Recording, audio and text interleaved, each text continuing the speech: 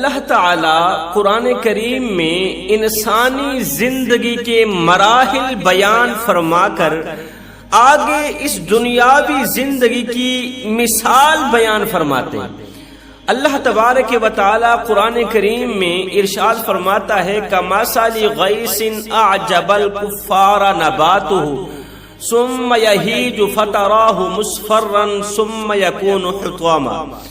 اللہ فرماتا ہے اس دنیاوی زندگی کی مثال ایسی ہے جس دنیا کو تم نے سب کچھ سمجھ رکھا ہے، جس دنیاوی لائف کو، زندگی کو تم نے سب کچھ سمجھ رکھا ہے، اس دنیاوی زندگی کی مثال ایسی ہے جیسے اللہ تعالیٰ نے آسمان سے بارش برسائی اور اس بارش کے نتیجے میں خشک پڑی ہوئی زمین پر سبزہ اگ آیا، ویران بنجر پڑی ہوئی زمین پر سبزہ اگ آیا، سبزی اور ترکاریاں پیدا ہو گئی، کھیت ہرے بھرے ہو گئے۔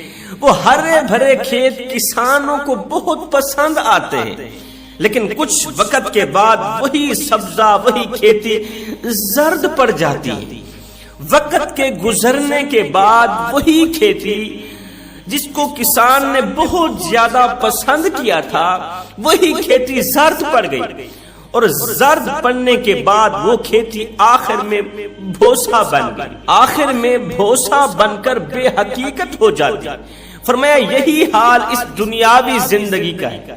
یہاں کی ہر چیز ابتدا میں تو بڑی خوبصورت لگتی ہے، بڑی خوشنما نظر آتی ہے، کھیل بھی اچھا لگ رہا ہے، زینت بھی اچھی لگ رہی ہے، دنیا میں رہ کر فخر بھی اچھا لگ رہا ہے، تکبر بھی اچھا لگ رہا ہے، تو میں بھی اچھی لگ رہی ہے، اچھا بھی اچھا لگ رہا ہے، برا بھی اچھا لگ رہا ہے، مال و دولت بھی اچھا لگ رہا ہے، لیکن سنو آخرت میں جب اللہ تعالی کے پاس پہنچو گے تو یہ سب کچھ بھوسا نظر آئے گا۔ جس طرح وہ کھیت جسے کسان بہت زیادہ پسند کرتا تھا، اس کا انجام یہ ہوا کہ وہ سب کھیتی زرد پڑ گئی، اور زرد پڑنے کے بعد کھیتی آخر میں بھوسا بن گئی اور بے حقیقت بن گئی۔ تم بھی قیامت کے دن بے حقیقت بن جاؤ گے، بھوسا نظر آؤ گے۔ حضرت مولانا جلال الدین رومی رحمت اللہ تعالی علیہ فرماتے ہیں کہ ایک بچہ جو ماں کے پیٹ میں ہوتا ہے، اس بچے میں 4 ماہ کے بعد روح پڑ جاتی ہے، روح کے پڑتے ہی وہ ایک زندہ وجود بن جاتا ہے، جس کا مطلب یہ ہے کہ اس کے پاس دل بھی ہے۔ وجود بن جانے کا مطلب یہ ہے کہ اس کے پاس دماغ بھی ہے، اس کے اندر اپنی بساط کی حد تک سمجھ بوجھ بھی ہے۔ اس وقت اگر اس بچے سے اس دنیا کی حقیقت کے بارے میں اگر کوئی سوال کرے تو وہ بچہ یہی کہے گا کہ میری ساری کائنات یہی میری ماں کا پیٹ ہے، میری دنیا تو یہی میری ماں کا پیٹ ہے۔ اس بچے کی پوری دنیا، پوری کائنات، پورا جہان 1.5 فٹ جگہ پر منحصر ہے، اور وہ 1.5 فٹ کی جگہ ہے ماں کا پیٹ، جہاں پر اس کی غذا خون ہے۔ اگر کوئی شخص اس بچے سے کہے کہ جس جگہ کو تم اپنی ساری دنیا اور ساری کائنات سمجھ رہے ہو، جس جگہ کو تم اپنا سارا جہان سمجھ رہے ہو، یہ تو ایک گندی جگہ ہے، یہ تو نجس اور ناپاک جگہ ہے، اور یہ اتنی چھوٹی جگہ ہے کہ حقیقی دنیا تمہاری اس دنیا سے لاکھوں اربوں خربوں گنا زیادہ بڑی جو حقیقی دنیا ہے۔ یہ دنیا تو بہت چھوٹی سی دنیا ہے، اور کچھ عرصہ کے بعد ویسے ہی تم اسی حقیقی دنیا میں جاننے والے ہو جو بہت بڑی دنیا ہے۔ یہ باتیں سن کر وہ بچہ کبھی ان باتوں پر یقین کرنے پر تیار نہیں ہو، کبھی بھی ان باتوں پر اعتماد نہیں کرے، اس لیے کہ اس نے یہ دنیا دیکھی ہی نہیں، اس لیے کہ اس نے اس دنیا کا تصور ہی نہیں کیا، کیونکہ اس نے تو صرف ماں کے پیٹ کی دنیا ہی دیکھی ہے اور اسی کو ہی اپنا سب کچھ سمجھ بیٹھا۔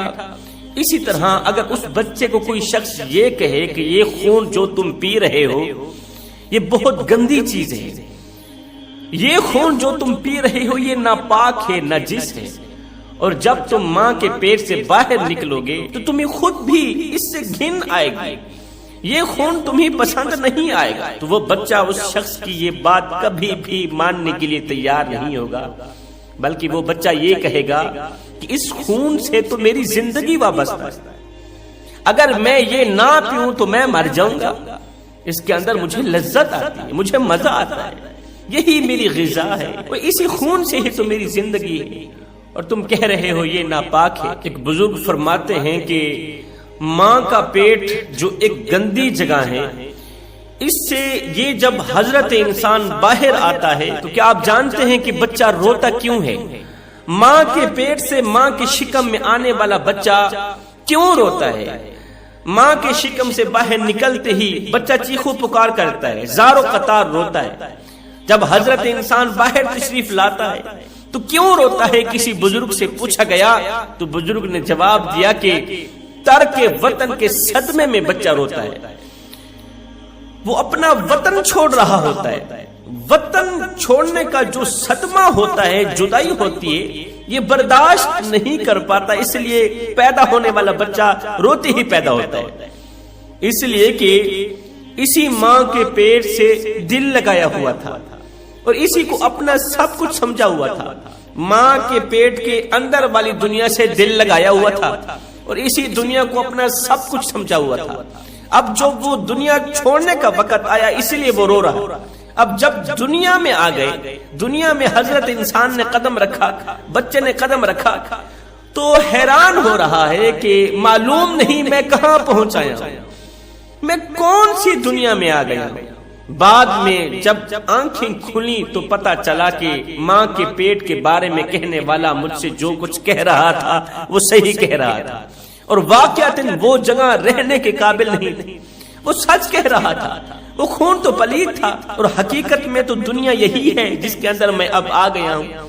یہ دنیا تو بڑی شاندار ہے، یہ دنیا تو بڑی مزیدار ہے، بڑی پر لطف ہے، یہ تو بڑی خوشنما اور بڑی خوبصورت ہے۔ اب پیدا ہونے کے بعد جس کمرے میں وہ بچہ مقیم تھا اسی کمرے کو سب کچھ سمجھ بیٹھا، اسی کمرے کو وہ سب کچھ سمجھ رہا تھا، کہہ رہا تھا اب میری دنیا یہی ہے۔ لیکن جب یہ بچہ کمرے سے باہر نکلے گا تو اس وقت اسے پتہ چلے گا کہ باہر ایک بہت بڑا مکان ہے، مکان کے باہر بہت بڑا شہر ہے، شہر کے باہر بہت بڑا ملک ہے، ملک کے باہر بہت بڑی دنیا ہے۔ یاد رکھیے انسان کی عقل اپنے مشاہدے کی حدود کے اندر محدود ہو کر سوچتی ہے، تو جس طرح اس دنیا میں قدم رکھ کر اس دنیا کو دیکھ کر پچھلی دنیا چھوٹی سی لگنے لگی، سیم اسی طرح جب انسان یہ دنیا چھوڑ کر اگلے جہان میں جائے گا تو یہ جہان اسے اس جہان کے مد مقابل بہت ہی چھوٹا سا نظر آئے گا۔ جب اگلے جہان میں قدم رکھے گا تو کہے گا جہان تو یہ، پچھلی دنیا جس کے اندر میں رہ رہا تھا وہ تو تنگ سی دنیا تھی، وہ تو تنگ سا جہان تھا، اس کے اندر تو پریشانیوں کے سوا کچھ نہیں تھا، اس کے اندر تو ٹینشنوں کے سوا کچھ نہیں تھا، مصیبتوں کے سوا کچھ نہیں تھا، اس کے اندر تو میں کے سوا کچھ نہیں تھا۔ سکون تو یہاں پر ہے، اطمینان تو یہاں پر ہے۔ اب اللہ فرماتا ہے پہلا جہان اور تیسرا جہان۔ پہلا جہان ماں کے پیٹ والی جو دنیا ہے، اس دنیا میں، اس جہان میں، اس گھر کے اندر تو نے جو کچھ کھایا پیا، ہم تم سے ان چیزوں کا، ان نعمتوں کا حساب کتاب نہیں لیں گے، لیکن اس جہان میں قدم رکھتے ہی تو نے جو کھایا، جو پیا، کس طرح جیا، کس طرح زندگی گزاری، ہم ایک ایک پل کا تم سے حساب لیں گے۔ اگر ہو سکے تو اپنے آخری جہان کو بہتر بنا کے آنا، قبر والے جہان کو، حشر والے جہان کو بہتر بنا کے آنا، کہیں ایسا نہ ہو کہ قیامت کے دن 1,24,000 رسولوں اور پیغمبروں کے سامنے تمہیں شرمندگی کا سامنا نہ کرنا پڑے۔ حضرت سیدنا موسیٰ علیہ السلام کے زمانے میں قارون بہت بڑا دولت مند تھا، بہت بڑا دولت مند تھا، اس کے خزانے کی چابیاں طاقتور لوگوں کی ایک بہت بڑی جماعت اٹھایا کرتی تھی۔ اس زمانے میں چابیاں بھی بڑی وزنی بنائی جاتی تھی۔ حضرت موسیٰ علیہ السلام نے قارون سے فرمایا کہ یہ دولت تو اللہ تعالی کی دی ہوئی نعمت ہے، اس لیے اس پر تکبر نہ کیا کر، اس پر فخر نہ کیا کر، اللہ تعالیٰ کی شکر گزاری کیا کر کہ اللہ تعالیٰ نے تجھے مال و دولت سے نوازا. کیوں؟ اس لیے کہ اللہ تعالیٰ ناشکری کرنے والوں کو پسند نہیں کرتا.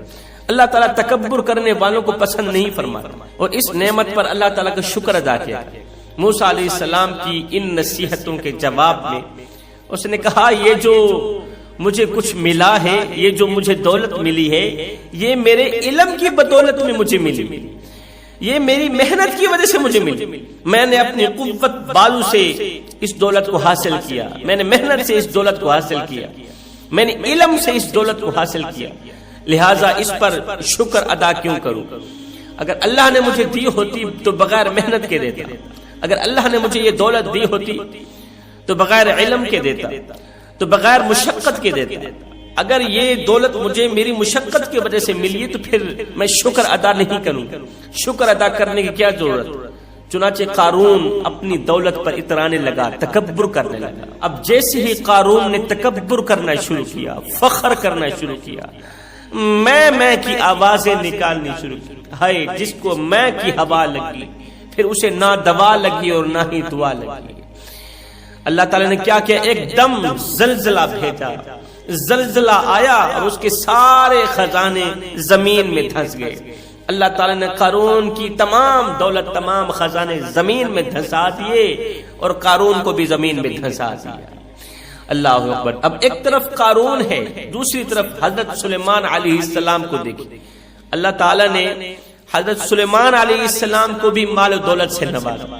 ایسی دولت اور ایسی حکومت سلیمان علیہ السلام کے علاوہ کسی اور نبی کو نہیں ملی، کسی اور بندے کو نہیں ملی. جو حکومت اللہ تعالیٰ نے حضرت سلیمان علیہ السلام کو دی، جتنا پیسہ اللہ نے حضرت سلیمان کو دیا، جتنی دولت اللہ نے حضرت سلیمان کو دی، کسی اور کو نہیں دی. کیونکہ حضرت سلیمان علیہ السلام نے ایک دن خود اللہ سے دعا کی تھی، اے اللہ مجھے ایسی سلطنت عطا فرما کہ میرے بعد ایسی سلطنت کسی کو نہ ملے.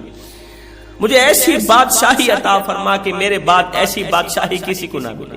ایسی بادشاہت، ایسی سلطنت مانگنے کا منشا یہ تھا تاکہ لوگوں کو دکھایا جائے کہ اتنی بڑی دولت اور اتنی بڑی سلطنت ہونے کے بعد بھی اس دولت اور دنیا کو کس طرح دین بنایا جا سکتا ہے، اسی دولت سے کس طرح اللہ کو راضی کیا جاتا ہے، یہ دولت اللہ کے بندوں پر کس طرح تقسیم کی جاتی ہے، اس دولت سے کس طرح زکوٰۃ نکالی جاتی ہے، کس طرح عشر نکالا جاتا ہے. شاید اسی وجہ سے ہی حضرت سلیمان علیہ السلام نے اللہ تعالیٰ سے دولت کی دعا فرمائی، بادشاہت کی دعا فرمائی. اللہ تعالیٰ نے سلیمان علیہ السلام کی اس دعا کو قبولیت کا شرف عطا فرمایا. وہ کچھ عطا کیا اس سے پہلے کسی اور نبی کو عطا نہیں کیا تھا. اب جب ایسی سلطنت، ایسی بادشاہت حضرت سلیمان علیہ السلام کو حاصل ہو گئی کہ ان کی حکومت تمام انسانوں پر، تمام جنات پر، جانوروں پر، چرندوں پر، پرندوں پر قائم ہو گئی. حضرت سلیمان علیہ السلام ان جانوروں کی بولیاں بھی جانتے تھے. ایسی سلطنت حاصل ہونے کے باوجود سینہ تنا ہوا نہیں تھا.